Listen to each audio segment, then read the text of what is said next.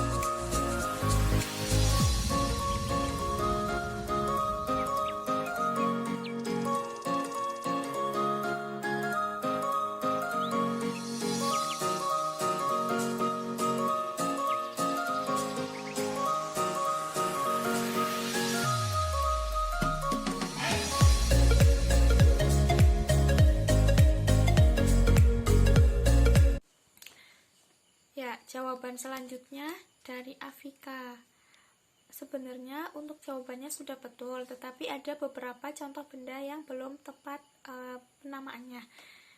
Untuk benda yang pertama itu ada pintu berbentuk persegi panjang. Ya, betul, pintu berbentuk persegi panjang dan memiliki 4 ruas garis.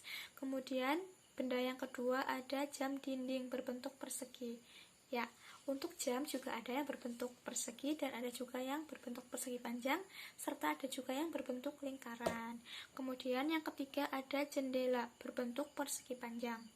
Ya, jendela juga ada yang berbentuk persegi panjang dan ada juga yang berbentuk persegi dan memiliki 4 ruas garis. Kemudian yang keempat ada dadu berbentuk persegi. Untuk dadu ini sebenarnya bukan termasuk bangun datar, melainkan bangun ruang. Karena apa? Karena dadu merupakan contoh dari bangun ruang, yaitu kubus, di mana dadu tersebut memiliki ruang di dalamnya. Dan dadu itu bukan memiliki 4 ruas garis, tetapi memiliki 12 rusuk, seperti tadi yang saya berikan pada review jawabannya Raja pada contoh tempat pensil. Kemudian yang kelima ada televisi berbentuk persegi panjang. Sebenarnya televisi juga termasuk bangun ruang, tetapi tidak utuh. Karena apa? Karena di dalam televisi terdapat rongga-rongga. Parenting education adalah salah satu kegiatan pendampingan yang kami buat dalam program kerja KKN kami untuk para orang tua, dengan tujuan untuk meningkatkan pengetahuan serta keterampilan orang tua dalam melaksanakan pengasuhan yang baik agar anak memiliki kepribadian yang baik, serta mempertemukan kepentingan dan keinginan antara pihak sekolah dan keluarga agar pendidikan karakter di sekolah dapat dikembangkan di rumah. parenting education yang kami lakukan dalam KKN ini yaitu kami membagikan informasi mengenai bagaimana cara mengetahui potensi yang dimiliki anak, bagaimana cara mengasuh anak, dan lain-lain.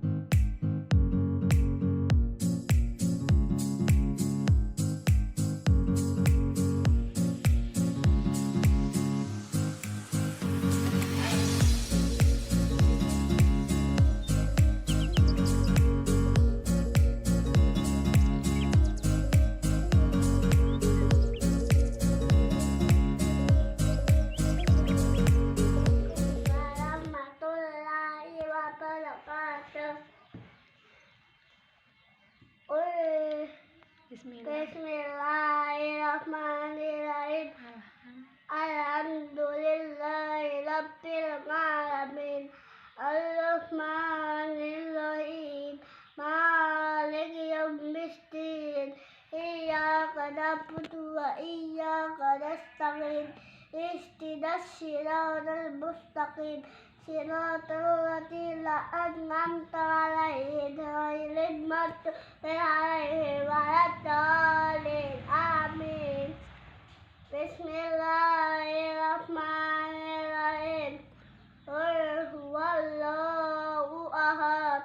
Allahus samad. Lam yalid wa lam yulad wa lam yakul lahu kufuwan ahad. Bismillahirrahmanirrahim.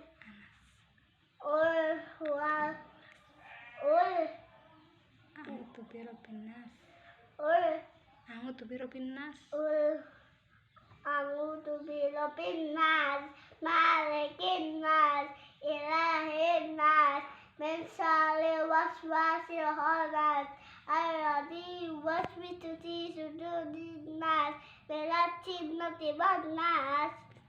Bismillahirrahmanirrahim. Allahu akbar kabira walhamdulillahi katsira wa subhanallahi bukratan wa asila. Inni wajjahtu wajhiya lillazi fatara samawati wal arda hanifan musliman wa ma ana minal musyrikin. Ila sholati wa nusuki wa mahyaya wa mamati lillahi rabbil alamin. La syarika lahu wa bidzalika umirtu wa ana minal muslimin. Assalamualaikum warahmatullahi wabarakatuh. Sosialisasi COVID-19 merupakan program kerja pendampingan untuk para orang tua siswa SD yang kami buat dengan tujuan memberikan pemahaman untuk para orang tua siswa agar mereka mengetahui apa itu COVID-19, bagaimana cara pencegahannya, dan hal-hal apa saja yang harus dilakukan pada saat ada wabah COVID-19 ini sesuai dengan anjuran pemerintah.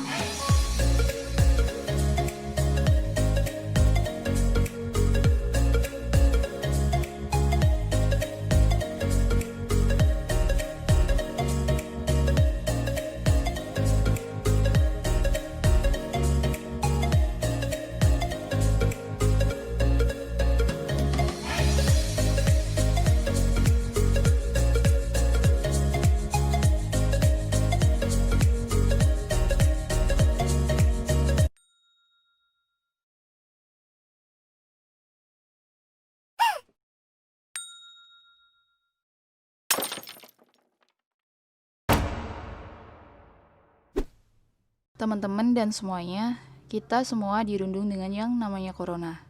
Corona sendiri adalah nama sebuah virus yang dapat menyebabkan gejala influenza hingga pneumonia. Penyakit yang disebabkan oleh virus corona ini bisa dibilang dengan COVID-19. Dan baru-baru ini diumumkan oleh WHO sebagai pandemik di seluruh dunia. Virus ini pertama kali ditemukan di daerah Wuhan, Cina, dan mampu menaklukkan dunia hanya dalam beberapa bulan saja.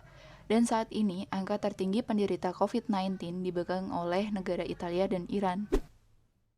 Lalu bagaimana sih virus ini bisa masuk ke Indonesia? Kronologi munculnya virus corona di Indonesia berawal saat adanya kontak terhadap kasus 1 bertemu dengan warga negara asing asal Jepang yang saat itu menderita COVID-19.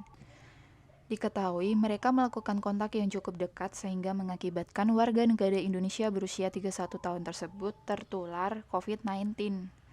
Kemudian kasus 2 terinfeksi virus corona saat sedang merawat anaknya yang kasus pertama yang sedang sakit.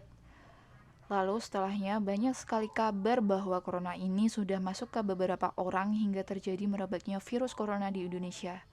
Lalu pada tanggal 22 Maret menurut Kemenkes RI hingga saat ini sudah ada 514 orang positif COVID-19. Dengan kasus yang sebanyak itu kita juga harus takut, tapi jangan panik. Setiap hari ada aja kasus positif COVID-19 ini. So, kalau udah sampai sini kita harus gimana sih? Di sini gue bakal menginformasikan apa sih gejala COVID-19 ini. Diketahui melalui CDC, orang yang mengidap COVID-19 ini memiliki gangguan seperti demam, batuk, dan sesak napas. So, kita sebagai manusia pastinya ingin mencegah penyakit itu ya kan? Nah, terus di sini gue bakal kasih tahu ada beberapa cara bagaimana melindungi diri kita terhadap virus corona ini. Yang pertama, basuh tangan kalian. Nah, kapan aja sih kita diharuskan cuci tangan? Yang pertama, setelah batuk dan bersin. Yang kedua, setelah kontak fisik dan orang sakit. Yang ketiga, sebelum dan sesudah makan. Yang keempat, setelah memegang hewan. Yang kelima, setelah memegang fasilitas umum. Dan yang keenam, setelah berkendara. So, jangan lupa untuk cuci tangan ya. Terus yang kedua, pakai masker. Nah, masker ini bisa mencegah kita untuk tertular dari orang lain atau mencegah kita menularkan diri ke orang lain. Yang ketiga, social distancing. Nah, apa sih social distancing itu? Nah, kita itu diterapkan dengan menghindar dari kerumunan orang. Jika kita keluar rumah, kita juga harus memberi space terhadap diri kita dengan orang lain. Terus, ini membuat penularan virus lebih minim untuk terjadi. Dan yang keempat, makan makanan yang matang. So, taatilah tata cara ini agar kalian bisa terhindar dari penyakit. Kalian ngelakuin ini gak hanya untuk diri kalian sendiri aja kok, tapi juga untuk keselamatan orang lain juga. Oke? Oke teman-teman, segitu aja yang gue sampaikan di video ini. Gue harap kasus virus ini cepat mereda dan gak makan banyak korban lagi. Dan buat lo semua, jaga kebersihan, tidur cukup, tetap di rumah agar bisa tetap terjaga. Selalu doain saudara-saudara kita yang berjuang sembuh dan menyembuhkan saudara kita yang lain. And terima kasih. People, Parents and Children adalah program kerja pendampingan yang kami buat untuk melatih dan melihat kekompakan yang dimiliki oleh para orang tua dan anaknya. Kegiatan ini adalah kegiatan wajib yang harus diikuti oleh para orang tua dan anaknya. Para orang tua diharuskan membuat makanan ringan yang biasa disajikan untuk para anggota keluarganya pada saat di rumah selama masa pandemi COVID-19. Dan anaknya diharuskan mengikuti lomba membaca surat pendek yang ada di dalam Al-Quran seperti surat Al-Fatihah, An-Nas, Al-Falaq, dan Al-Ikhlas. Kami juga menyediakan banyak hadiah menarik untuk para pemenang.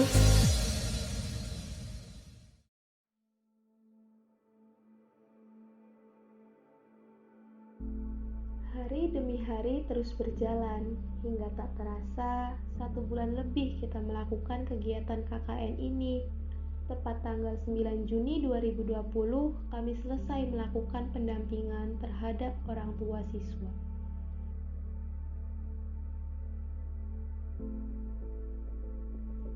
Banyak hal yang kami rasakan dan dapatkan selama kegiatan KKN ini, terutama bagi kelompok kami.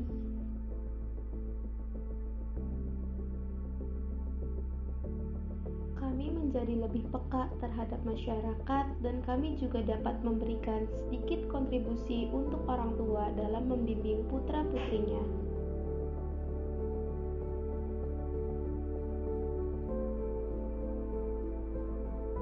Semoga ini dapat bermanfaat bagi kita semua, khususnya bagi kami selaku peserta KKN Alternatif Kelompok 16 Universitas Muhammadiyah Purwokerto 2020. Terima kasih kami ucapkan kepada Allah Subhanahu wa Ta'ala yang telah memberikan karunia yang tak henti-hentinya.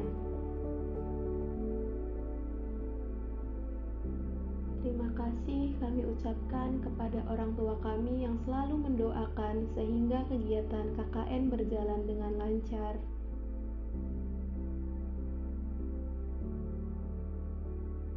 Tak lupa kami juga sampaikan terima kasih kepada DPL kami tercinta, yaitu Ibu Melati Ismi Hapsari yang senantiasa sabar membimbing dan memberikan dukungan tiada henti.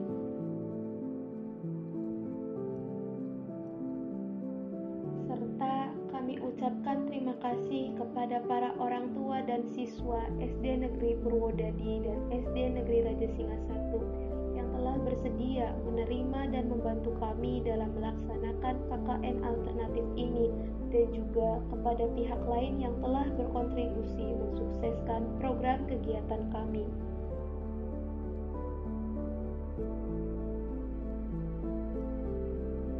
Sekali lagi, kami mengucapkan banyak-banyak terima kasih dan mohon maaf yang setulus-tulusnya.